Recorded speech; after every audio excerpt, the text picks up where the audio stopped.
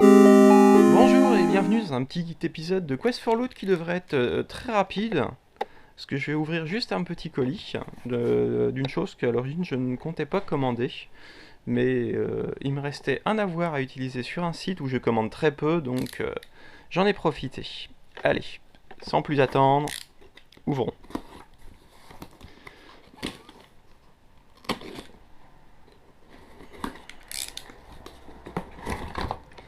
Et voilà, extension pour Warhammer Quest, Mighty Heroes, donc 4 nouveaux héros pour Warhammer Quest.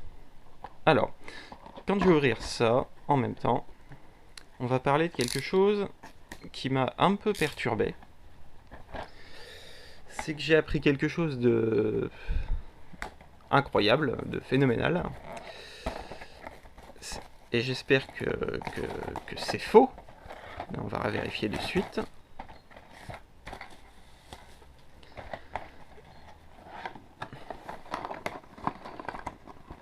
Tac. Hop.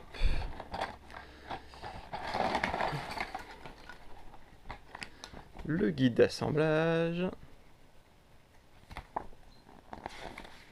Tac. Et il n'y a plus rien dans la boîte. Ce qui signifie que ce que je redoutais est bien vrai. Ce qu'on m'a raconté n'était pas une erreur. C'est que les cartes de personnages ne sont pas fournies. What the fuck? Non mais franchement quoi, je veux dire, ça coûtait trop cher d'imprimer 4 cartes et de les mettre dans la boîte. Alors leur argument c'est que les règles de chaque personnage sont dans le manuel du jeu original.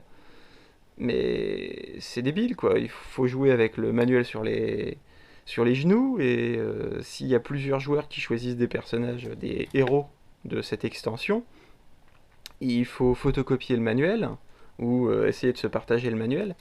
Et des photocopies, ça va être pourri quoi, ça va être moche sur la table. Quand t'achètes un jeu Games Workshop, c'est quand même pour que ça ait de la gueule. Enfin bref. Donc ça c'est les mystères de Games Workshop. Un petit addendum de mon ouverture de Warhammer Quest, c'est que j'ai eu des petits badges qui ont été offerts. Ce qui est super, mais j'aurais préféré avoir des cartes qui apparemment existent. Hein. Il y a certaines personnes, quand ils ont commandé le jeu Warhammer Quest de base, ils ont eu des versions lenticulaires des cartes de personnages qui sont fournies dans cette extension. Encore une fois, je ne comprends pas le principe. Donc, comme la dernière fois, je vais assembler tout ça, coller tout ça, et je vous mets des photos à la fin.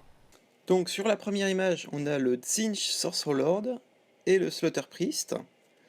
Alors, une petite chose que je voulais dire sur les cartes personnages. Donc, en fait, Games Workshop aussi propose d'utiliser l'application pour faire acte de carte personnage, mais je trouve ça tout aussi stupide parce qu'il faut que tout le monde ait installé l'application, tous ceux qui veulent jouer en tout cas les personnages, et il faut avoir de la batterie pendant toute la partie, enfin bref, voilà, pour moi ça reste débile. Donc la deuxième image c'est Auric Runemaster et le Knight Venator.